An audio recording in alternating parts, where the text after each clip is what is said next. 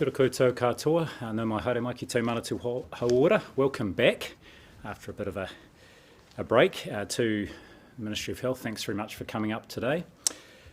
Well, as you will all know, we're nearing the end of New Zealand Sign Language Week. It's a celebration of sign language as one of our 3 official languages in Aotearoa, New Zealand. So I do want to take this moment to acknowledge and celebrate our deaf community across the motu and also pay a tribute to our interpreters here today. Just from me personally, I've particularly enjoyed working with our New Zealand Sign Language interpreters over the period of the pandemic, in particular at the 1 p.m. stand-ups. They do a fantastic job, and it has helped communicate information to a crucial part of our community. So I want to thank them so much for their work in this week where we're celebrating sign language. And I want to acknowledge Deaf Aotearoa, who have helped me this week participate in the Sign Language Challenge, and also who kindly donated this T-shirt to the Ministry of Health here. Here we go. And to celebrate Sign Language Week. And you might see right to my right a lovely clock that has got the numbers in New Zealand Sign Language symbols. So thanks very much for that to Deaf Aotearoa. So today I want to provide a bit of an overview and assessment of where the Omicron outbreak is at, and look ahead to the coming months, in particular winter, and what we can expect from both a COVID perspective and also an influenza and respiratory syncytial virus or RSV perspective. I'll just start with today's case numbers. We haven't done this for a while. They come out in the 1 p.m. statement every day, but today our number of new community cases is 7,441, and our rolling 7-day average, and this is the important number because you will see them fluctuate. They drop down over the weekend. Our rolling 7-day average today is 7,548, very similar to what it was last Friday, 7,555. The impact of Omicron, even though it's a less severe variant of COVID than Delta, the impact in terms of the severity of illness is still visible, and we've got 398 people in hospital around the country today, and 6 of them are in intensive care or high dependency units. Sadly today also we're reporting a further 29 deaths with COVID-19, and so the total now comes to 940 deaths, and the 7-day rolling average is at 14. Now just a reminder that the number of deaths reported each day does fluctuate. We saw it, I think, 3 at one point one day over the weekend, a large number today, and on today's number 14 of these deaths are ones that we have found through a reconciliation of all the deaths that have been reported through the deaths document database over the last weeks and months. I mentioned a couple of weeks ago that we're also looking at how those deaths are categorised, and we're very nearly through that work of categorising all those reported deaths into those that were absolutely clearly from COVID-19, those where COVID-19 was a contributing factor, and those where it was incidental, but the cause of death was another cause of death. And we will be updating that, be able to update that on a daily basis once it's reported, because our coders are going to look at the data every day with a special workaround. So I do want to pass on my condolences, not just to the whānau and friends of those who have died that we're reporting today, but those who have died throughout the pandemic. So I want to move on and show a few slides to illustrate what is happening with the outbreak in New Zealand. First of all, and this is a slide we've shown before, and we will be able to make the slides available in soft copy afterwards if you'd like to either ask Luke, who's our media advisor at the back of the room, or email our media team. So this is cases per 1,000 people by our 4 regions, which are the northern region, what we call Te Manawataki, or the Midland region, the central region, which is around Wellington and north of Wellington, and then the southern region, which is all of the South Island. Now the important thing to note here is the orange line, which is the northern region, and you'll see that whilst it's not the highest at the moment, the highest rates at the moment are in the southern region, and we can see that in our case numbers and our hospitalisations, especially in Canterbury and in Dunedin, southern. But you can see the northern region case rates creeping up again over the last 2 or 3 weeks, and you'll have heard commentary about this. That does suggest that there is more infection again in the northern region. But I would say that alongside that, we haven't seen an increase in the quantity of virus found in wastewater testing in the northern region as yet. It's still level. And likewise, the positivity rate of people presenting to hospital, and everyone is tested when they're admitted or in the ED, the positivity rate is steady at around 5% across that northern region. So some of this apparent increase may well just reflect more people reporting. For example, if people were away over Easter and the Anzac period, they may not have been quite so inclined to or may not have reported infections, but now they are back home and we still have that isolation period of 7 days required. They are reporting there. We have got increases across in the number of cases in the 7-day period to the 8th of May. It increased in 7 of our DHB regions, Waitemata, Auckland and Counties Manukau. Modest, not the 50% increase that people have been talking about, and also in the Waikato and Hutt Valley and Waiara Upper and Capital and Coast. So really centred around the northern region and Waikato and here in the capital, Wellington. We know that some cases are not reported, and we do try and estimate the level of reporting we think we're getting. And one of the best ways we can do this is look at the positivity rate of our border workforce who are undergoing surveillance. And based on that, we think that probably about half of cases, actual cases, are being reported. And some of those cases not being reported are because people don't have symptoms, so they're not actually testing. Others, the symptoms may be very mild, so people don't get tested, whilst others, of course, may be testing but not reporting the result.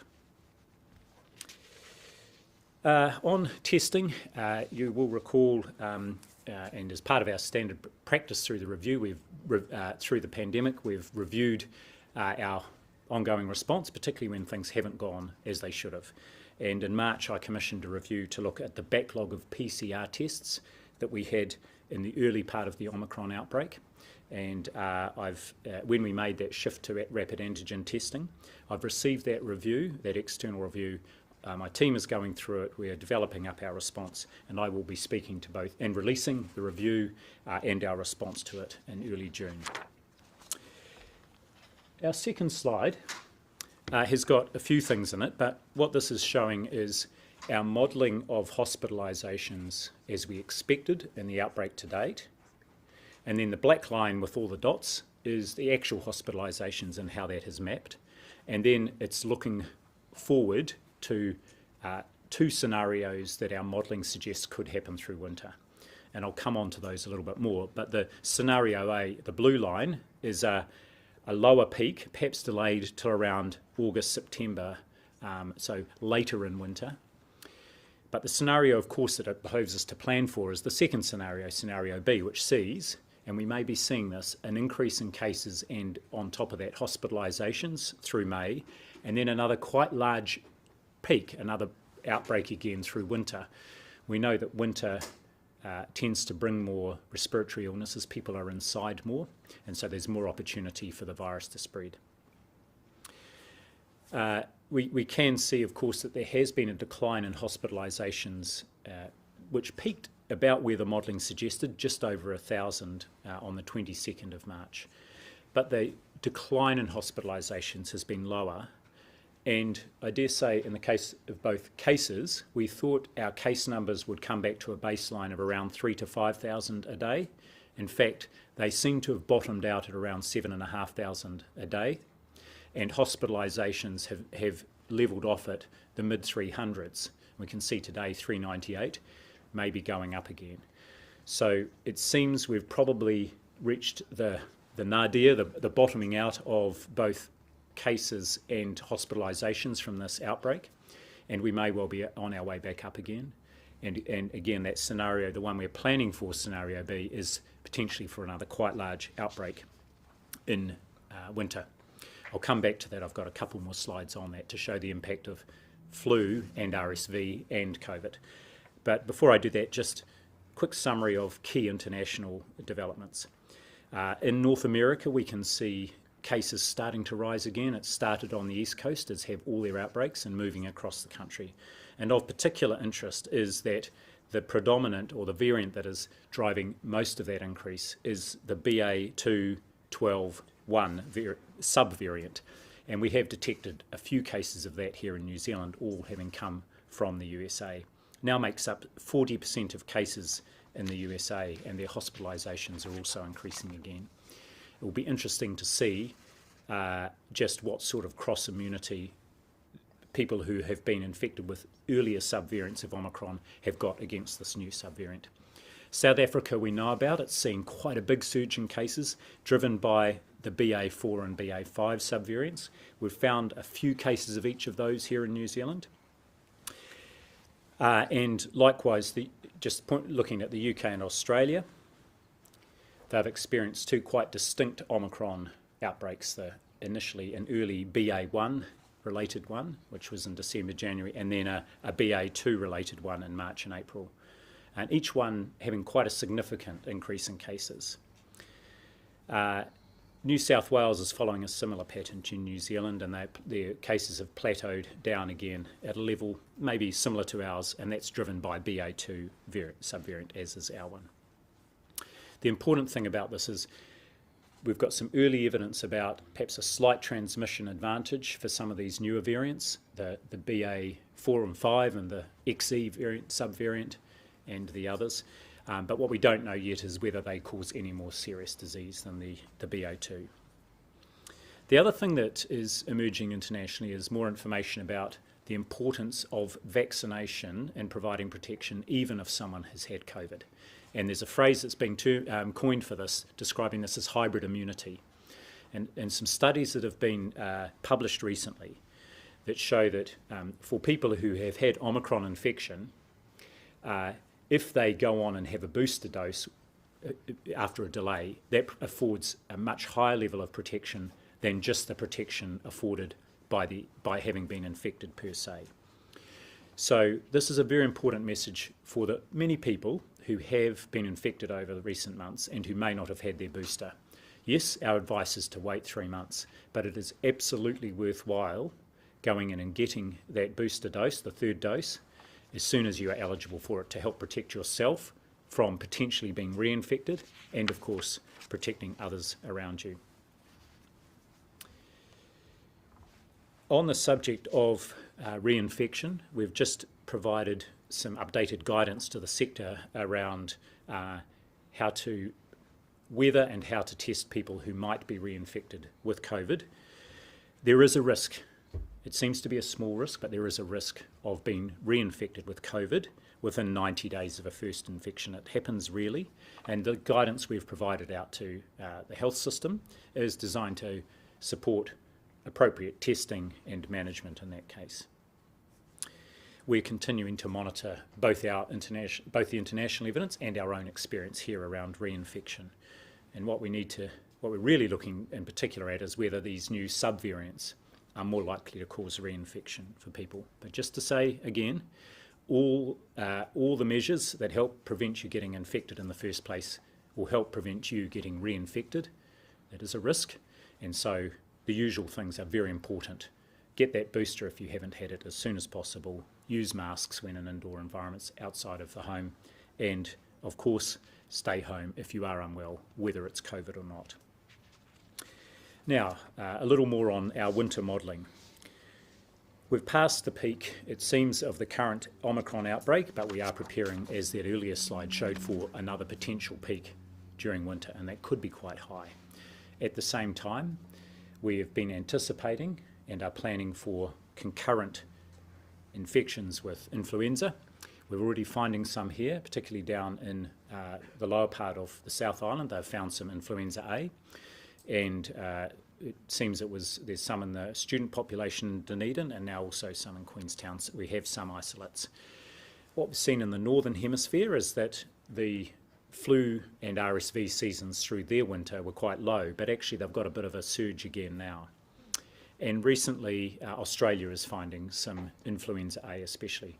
The good news is, in Australia, where they're a little ahead of us, the current flu vaccine and the strains in it afford a good level of protection, particularly including against that influenza A. We know also the evidence that people can be co-infected with flu and COVID at the same time. Around 3% of people, they have found this in the UK, and that people can be particularly unwell with that. So all the more reason to do everything you can to prevent yourself getting a respiratory infection, masks and so on, but also to have both a flu vaccine and be up to date with COVID vaccination. So on then to our winter planning. So what this slide shows is our typical winter, and what's modelled here is what happened last season, where that blue level of admissions to hospital around the country for respiratory illness, you can see it peaks during winter, and that's mostly because of flu. But on top of that, we've put that RSV peak that we experienced last year. It was really quite significant, and you'll recall how much pressure it put on our hospitals at the time. So we were expecting to see that. But what we've also done, and this is the next slide, is we've modelled that RSV peak, which we may see, with under the blue colour there, what we would expect from a normal flu season, and we've put our modelling of COVID-19 on top of that. And you can see when it really peaks, in perhaps July or August, that's a pretty significant number of people in hospital with respiratory illnesses, including over 1,000 potentially at its peak with COVID alone. So of course, all our district health boards and nationally, we are doing quite significant planning ahead of winter and the potential for that surge. Flu vaccination is imperative here. We've already had approaching 700,000 people who have had their flu vaccine since we kick-started the campaign on the 1st of April. And particularly important is many people over 65, around half of our over 65s already, which is great. Please, many people are eligible for free flu vaccination. Go and get one if you're eligible for free flu vaccination. And even if you're not, please consider doing so. It's relatively cheap. We're also finalising our eligibility criteria and the detailed operational rollout for a 4th dose of the Pfizer vaccine for vulnerable groups, including older people. We'll have an update on that soon as final decisions are made, but I'll just make 2 comments. First of all, something that's absolutely guiding our decisions on this is our technical advice is to wait 6 months before that 3rd dose. And for the vast majority of people, they haven't yet reached that 6 months. And the second is, and this is particularly important for older people, we're very keen that they have peak immunity from that 4th dose right at the time of that winter peak, projected winter peak of Omicron. And that's not till July and August. So there's no hurry to get people that 4th dose, and we are wanting to get the timing just right. And June will be the time when we're aiming to roll out that program. But we'll have more on that when final decisions have been made and we can provide the detailed operational information. So finally, and then we'll have questions, the 3 things that I remind everyone to do, make sure you go into winter as prepared as possible. You will see from that last slide, it's still on the screen, our health system will have a heavy load of respiratory illnesses through winter. And everybody can do their bit to help reduce the impact of that potential load by being up to date with all vaccinations. And that includes for young people and children, MMR, as well as, of course, flu and COVID-19. Secondly, wear a mask. Good rule of thumb is outside of home, any indoor environment, wear a mask as much as possible. And finally, and this is really important and why we're still recommending an isolation period for cases and household contacts with COVID-19, is stay home if you're unwell. Test, get rapid antigen tests, and then report your result, whether it's positive or negative. To all those who have done so and continue to do so every day, thank you very much. It's absolutely important for our planning. So I'm happy now to take questions. What do you make of the increase in case numbers in Auckland? I mean, a lot of talk, as you said, around that 50% mark. Yep. So just to rehearse, I mean, the comments I made, some of this I think is real, is no doubt, because we are seeing hospitalisations go up a little bit. But we're not seeing an increase in positivity rate of people turning up to hospital. So everyone, for whatever reason, going into hospital gets tested, and that's staying steady, as is the wastewater testing. So some of that apparent increase may just be an increase in both testing and reporting of testing. And speaking of testing, I mean, so with the recording of their results, are people recording them? I mean, how great is the underreporting? Yeah, so the first comment I would make is I'm actually really impressed with the number of cases that have been reported. 7,500 cases every day. These are people who are not just doing the test, but are reporting them. And about half of our tests that are reported, our rapid antigen tests, are positive. So we've got another 7,000 or 8,000 people every day reporting their negative results. This is impressive, and it's absolutely essential and important. So I want to thank people for doing that. Our estimates are that it's probably about as many cases again out there that are not reported, although some of those it's because people are not symptomatic, so they're not testing. But for those people who are testing, please do report your results. Would you reconsider your resignation if there was another big outbreak? I'm confident that we've got in the system, we've got the people, the processes and all the services in place to deal with another outbreak. Indeed, I won't be reconsidering my resignation, but thanks for the question. Dr. Bloomfield, if the flu jab is so important, why can't it be free for everyone like COVID jab is? That's something that we've considered and talked about with both Pharmac and ministers, and you will have seen this year that actually the groups who can access it for free have increased, and that includes now all Māori and Pacific people from 55 over. So there's quite wide access to it for free, and actually if we could get more people who are eligible for it for free to get vaccinated, particularly in our Māori and Pacific communities, that would be hugely valuable. Likewise, many employers, of course, provide it for free or a heavy subsidy for their employees. And I've actually sent a message out to employers to encourage them to vaccinate their staff ahead of winter. What percentage of the population is eligible for a free flu shot? Well, you've got me there. I'll have to come back exactly on that. But it's the important thing is it's not just a significant proportion, but it's the people who we know would have the worst outcomes if they did get the flu, and so that's who the free vaccination is focused on. Do you personally think that it should be universally available for free? Well, it's certainly universally available, and I encourage everybody to get it. We've had a look at whether to provide it for free for everybody, and at the moment I'm really pleased that we've had that extension of eligibility for free vaccine this year. So is the reason it's not universally free for financial reasons or epidemiological? It's more for epidemiological reasons. How is the border reopening affecting the modelling? You know, last winter our borders were shut. This year we've got people coming in. You just spoke about how that variant is spreading through the states. They're all going to come here with no pre-departure testing. How is that affecting the modelling? Well, of course, we still do have pre-departure testing at the moment, and we then have and intend to maintain a requirement for everybody coming in to be provided with rapid antigen tests, to do the testing twice, and to report that test result. And then, of course, we can keep our surveillance going for those new variants.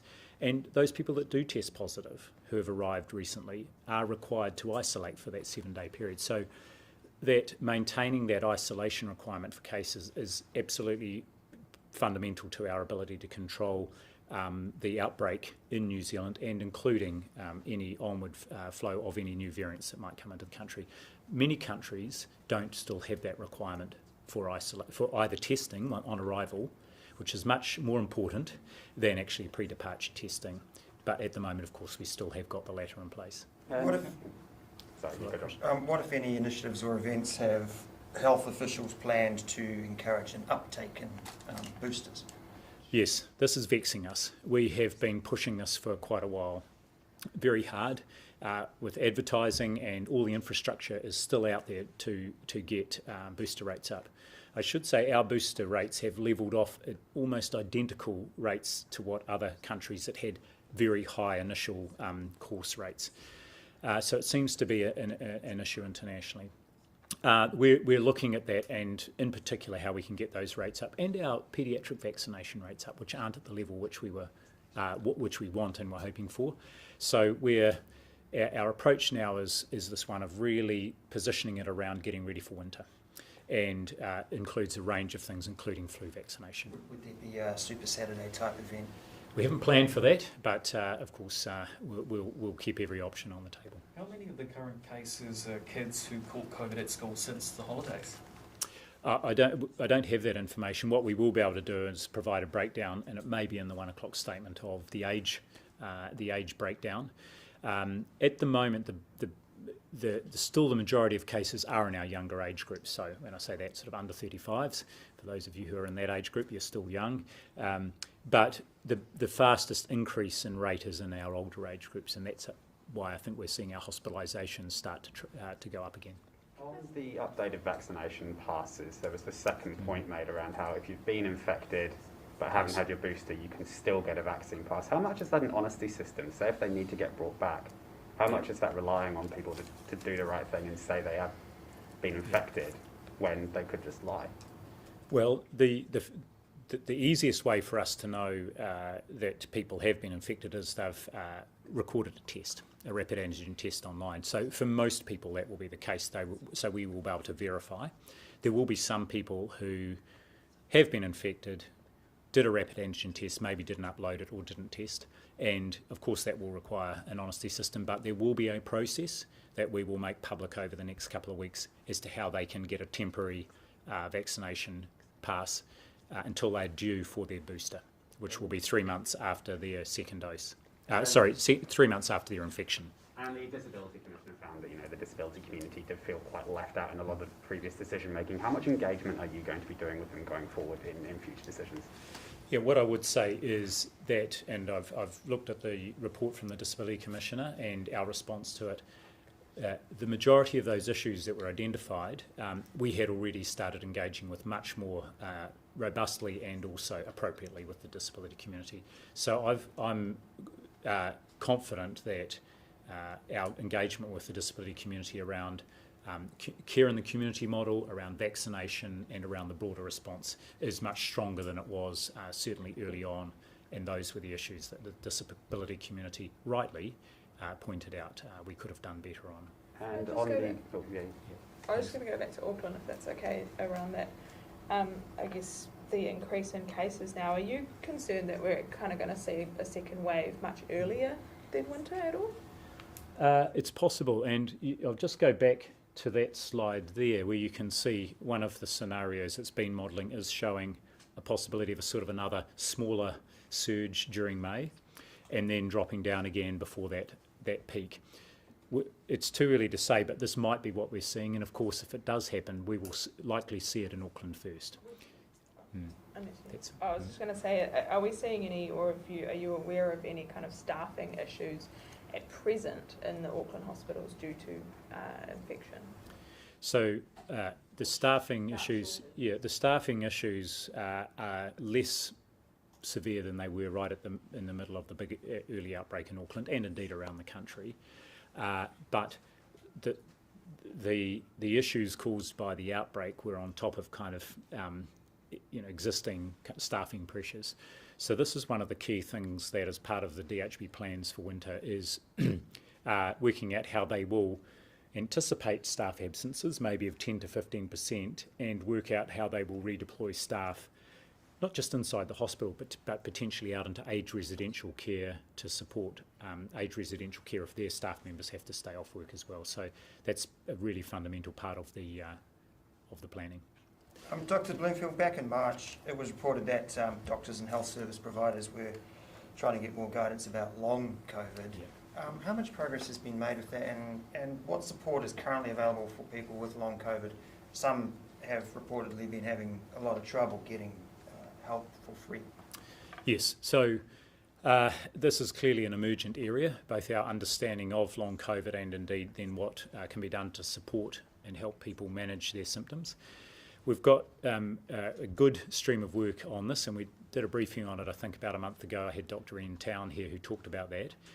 I would like to, if it's okay, be given the opportunity to get an update, and perhaps at the next briefing I can have that as a bit of a focus on what else we are doing to support people with long COVID and indeed what specific services are available to them.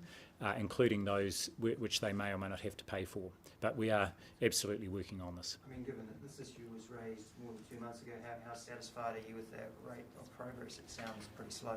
No, I'm satisfied with our progress. I just would prefer if I had a bit more detail and I could give a bit more information about that. The government's been making a lot of decisions around reopening New Zealand. How satisfied are you that they're still taking your advice? Obviously, this is the first time we've been able to talk to you for a while. Are you satisfied they're still following the best health guidelines, or is it becoming more economical? Well, right through the pandemic, my advice has been considered alongside the advice of other colleagues. And of course, the public health advice has been a central part of our response, and it remains so. So I can say that we still have weekly meeting with colleagues from across government, with the Prime Minister and senior ministers, to discuss the full range of issues. And much of the advice that is going into the Reconnecting New Zealand program is coming out of this ministry. It's around issues like testing at the border, testing of the workforce at the border, vaccination requirements, and so on. So I'm really confident that our advice is still very much front and centre in the decision making, not just by ministers but also by my colleagues across government as well. Any final questions? Just going back to long COVID, so for people who have symptoms, for people who may have long COVID now, and WHO said that 10 to 20% of people who get COVID might get long COVID, what advice do you have for them right now? Because there could be tens of thousands of them, maybe more in New Zealand, who have long COVID. What should they do if they're trying to get help? Well, most importantly is to seek that help through their usual health provider, and that would most likely be a general practice or a primary care provider. And I can say that increasingly those providers have got better information all the time about what the symptoms are, how to manage those symptoms, and indeed what supports are available. And we've got a stream of work here led by our Chief Allied Health Professions Officer, because a lot of the support and follow-up for people will be in the rehabilitation area. It's not about specific treatments per se. So how expensive do you think long COVID will be to our society? It sounds like it may potentially have quite a lot of long-running costs to the economy and society. There could be, and that's all the more reason for people to continue to try and avoid getting COVID, and certainly if you do have it, to rest up. Thanks very much. Really appreciate the session today. Go well.